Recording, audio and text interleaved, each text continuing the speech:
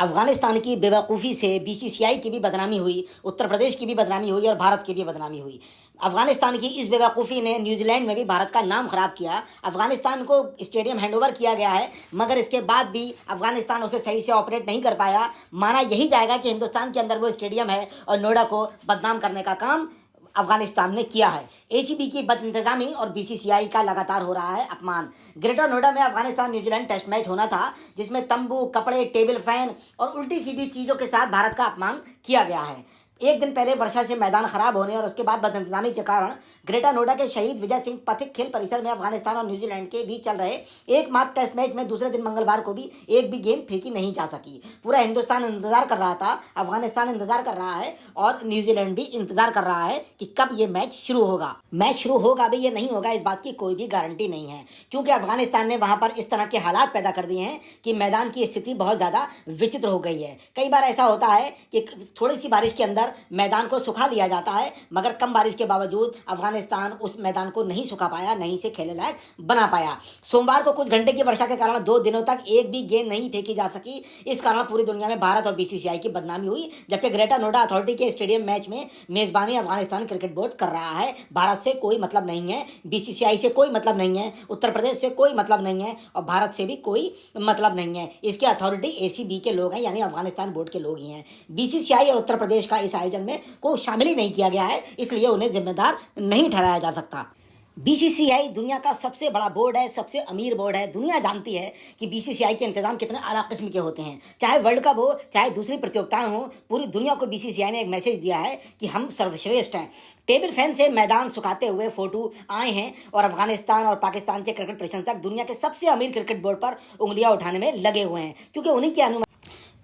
UPCA के एक अधिकारी ने कहा, इस मैच को लेकर एसीबी और उस स्टेडियम की टीम से कई बार आधिकारिक और गैर आधिकारिक तौर पर संपर्क करने की कोशिश की गई, मगर इतने बड़े आयोजन में उन्हें हमसे कोई मदद नहीं चाहिए थी, ना उन्होंने मदद मांगी। मदद देने के बाद भी वो मदद देने को तैयार नहीं थे। हम अपने क्यूरेटर मैदान कर्मी भेज देते उनकी तरफ से, मगर कोई जवाब नहीं मिला और उन्होंने कोई रिस्पॉन्स नहीं दिया और परिणाम आपके सामने है। बीसीसीआई के अधिकारी भी कह रहे हैं कि एसीबी को घरेलू मैदान चाहिए था, तो हमसे उन्हें कानपुर, बेंगलोर और ग्रेटर नोएडा का विकल्प दिया था। उन्होंने ग्रेटर नोएडा को चुना क्योंकि वो पहले ग्रेटर नोएडा में ही खेला करते थे। अफगानिस्तान न्यूजीलैंड की मेजबानी से हम लोग शामिल नहीं हैं, ये हमारी जिम्मेदारी भी नहीं है। अफगानिस्तान के क्रिकेट मैनेजर ने अपना बयान दिया है। उन्होंने कहा, यह हमेशा से अफगानिस्तान का घरेलू मैदान रहा है। हम 2016 से यहाँ खेल रहे हैं, वर्षा के कारण यह सब हुआ।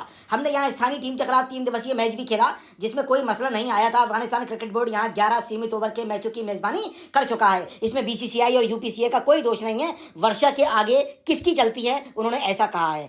ऐसा ही बयान यूपीसीए के सीईओ अंकित चटर्जी का आया है, जो उत्तर प्रदेश के हेड हैं। 3 दिन पहले अफगानिस्तान क्रिकेट बोर्ड के अधिकारी ने हमसे सापर और स्कोरर मांगे थे, हमने उन्हें उपलब्ध करा दिए। उन्होंने इसके अलावा हमें किसी भी तरह से टेस्ट में शामिल नहीं किया। बिना मेजबान के निवेदन के हम उसमें कैसे शामिल होते, उनकी बात बिल्कुल ठीक है। लेबर चौक से मजदूर मंगाए गए और टेबल फैन से जो सुखाने के फोटो दुनिया में जारी हुए हैं, उससे ज्यादा शर्म की बात कोई नहीं हो सकती। वर्षा के कारण मैदान को ढकने के लिए तंबू, सुखाने के लिए इलेक्ट्रिक फैन, प्रशिक्षित मैदान कर्मियों की बजाय लेबर को बुलाया गया और मजदूरों ने उन बुलाने के बाद मैदान को सुखाने का प्रयास किया, जो असंभव है, क्योंकि टेक्नीशियन और मैदान पे काम करने वाले मैदान कर्मी ही इस बात में एक्सपर्ट होते हैं। जो मजदूर बुलाए गए, उससे भारत की बहुत ज़्यादा भदपिटी है। यूपीसीए से आए सुपर पावर का इस्तेमाल किया गया। जब बात नहीं मानी तो दिल्ली एवं जिला क्रिकेट संघ से उधार पर अतिरिक्त कवर मंगाए गए, स्क्वायर के बाहर के एरिया को ढका जा सके। मंगलवार सुबह आसमान साफ था, शाम को कुछ देर वर्षा हुई थी, लेकिन मैदान खेलने के लायक ये नहीं कर सके। जबकि हिंदुस्तान और बीसीसीआई के पास ऐसी सुविधाएं हैं कि अगर 10 घंटे भी बारिश हो जाए तो अगले दिन मैच कराने में भारत और बीसीसीआई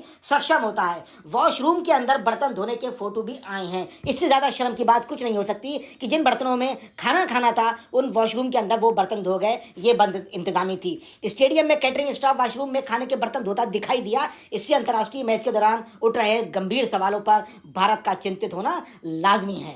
आपको बता दें कि भारत से अफगानिस्तान का क्रिकेट का नाता बहुत पुराना है और भारत ने अफगानिस्तान को हमेशा कोऑपरेट किया है। अफगानिस्तान में एक भी क्रिकेट का स्टेडियम नहीं है। 2001 में अफगानिस्तान आईसीसी का सदस्य बना था। उनके देश में कोई सुविधाएं नहीं थी, बदतर देश की हालत थी। उन्होंने बीसीसीआई से संपर्क किया और 2015 में उनको एक होम ग्राउंड बीसीसीआई ने उपलब्ध ग्रेटर नोएडा में करा दिया था। 2016 से वो यहाँ अभ्यास करने लगे और कई अंतर्राष्ट्रीय मुकाबले भी खेलने लगे। 2018 में अफगानिस्तान को टेस्ट का दर्जा मिला और उन्हें देहरादून स्टेडियम को अपना होम ग्राउंड बनाया। 2019 में लखनऊ के मलिकाना स्टेडियम बीसीसीआई ने उनको अलॉट कर दिया, जिसके बाद अफगानिस्तान ने दम्बला और शारजा में भी अपने अंतर्राष्ट्रीय मुकाबले खेले। 2021 में अफगानिस्तान में दोबारा तालिबान बनने के बाद हिंदुस्तान की स्थिति अफगानिस्तान से थोड़ी बिगड़ी, मगर बाद में तालिबान के कहने पर उन्हें दोबारा से ग्राउंड दे दिए गए। इस बीच वो दुबई में भी उन्होंने अपना होम ग्राउंड बनाया था। बीसीसीआई ने उन्हें कानपुर, बेंगलोर, ग्रेटर नोएडा के तौर पर 3 विकल्प दिए। एसीबी ने दोबारा से उसी मैदान को चुना जिस मैदान पे वो हैबिचुअल थे, ताकि उनको लखनऊ से दिल्ली सीधी फ्लाइट मिल सके और वो ग्रेटर नोएडा आसानी से आ जाएं। उन्होंने ग्रेटर नोएडा को ही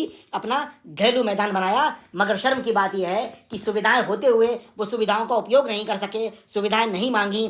न्यूजीलैंड जैसी बड़ी टीम आज अफगानिस्तान से टेस्ट मैच खेलना चाहती है, वो इंडिया खेलने आई है, बावजूद उसके कितना अपमान भारत का न्यूजीलैंड में हुआ होगा और लोग हंस रहे होंगे कि न्यूजीलैंड की स्थिति भारत में क्या हो गई है, भारतीय टीम की क्या स्थिति है, भारतीय बीसीसीआई की क्या स्थिति है, भारत की क्या स्थिति है और उत्तर प्रदेश की क्या स्थिति है। हम इसको लेकर यही कहेंगे कि एसीबी अगर इंतजाम नहीं कर सकता है तो भारत में खेलना छोड़ दे।